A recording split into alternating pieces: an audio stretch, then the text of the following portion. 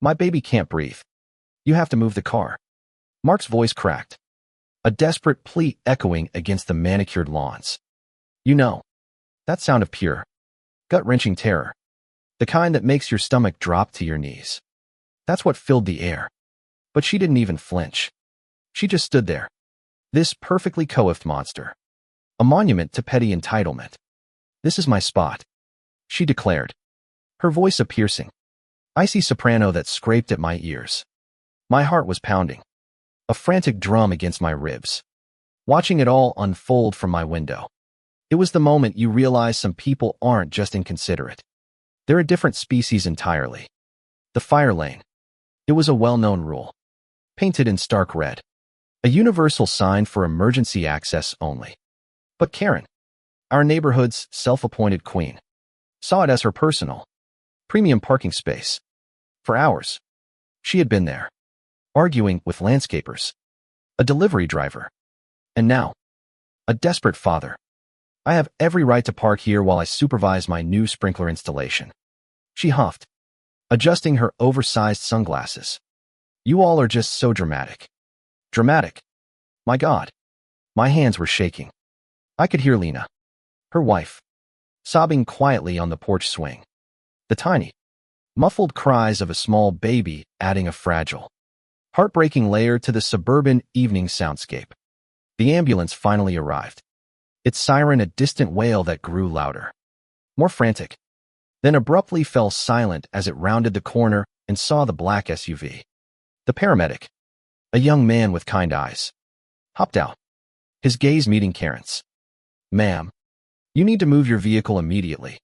Karen just crossed her arms tighter, a smirk playing on her lips. I'm a taxpayer, and I pay my HOA dues. This is my property. The argument escalated, a cacophony of reason against sheer, unyielding arrogance. Mark was screaming now, a raw, guttural sound that tore at the fabric of the neighborhood's quiet facade.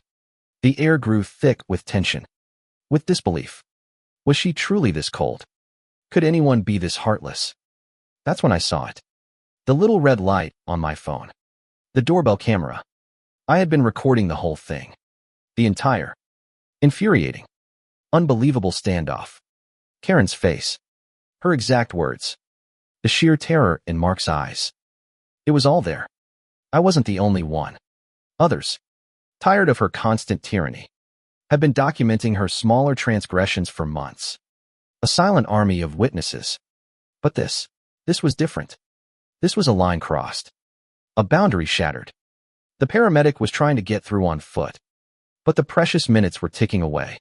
Each one a nail in a coffin I didn't want to imagine. My mind raced. What could I do?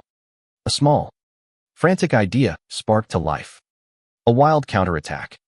I grabbed my laptop, opened a neighborhood forum, and started a live post, linking the camera feed and a few keywords.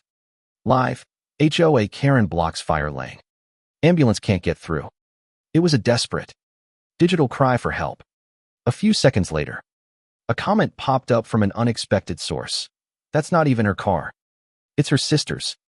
Borrowed for the day. My breath hitched. That was the twist.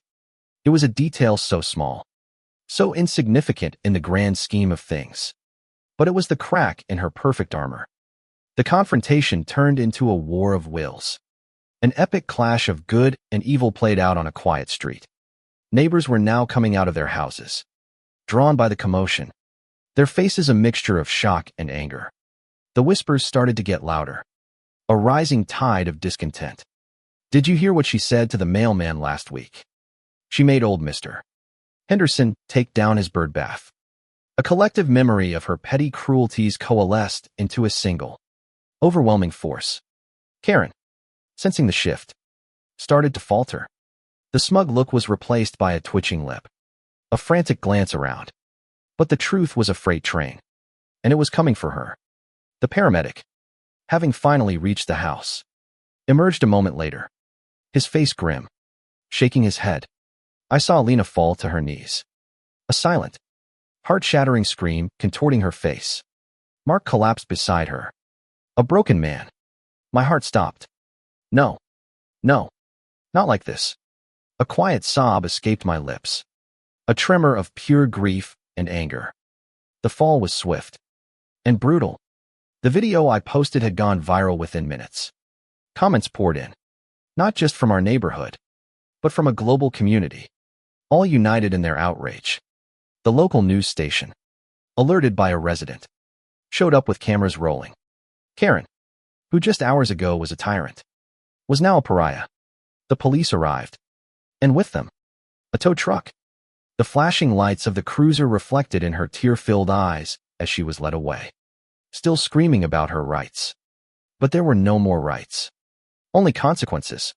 The video, the countless witnesses, the tragic outcome, it was all there, laid bare for the world to see. I watched from my window, a single tear tracing a path down my cheek. Her reign of terror was over. The neighborhood was silent now, a heavy, sorrowful quiet broken only by the distant sobs of a grieving couple. Justice had been served, but at a price too high to bear.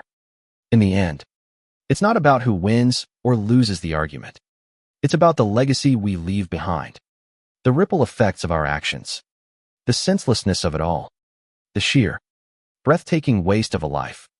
The community came together after that night, not in celebration, but in mourning. We learned to lean on each other, to look out for our neighbors, to be the kind of people that would never, ever let something like that happen again. I still think about that day, the raw emotion, the shocking truth, the unbearable silence that followed. It's a moment seared into my memory, a permanent mark on my heart. We can't get back what we lost, but maybe, just maybe, we can prevent another loss. What would you have done in that moment? Was what I did right? Or was there a better way to fight back against such a callous act?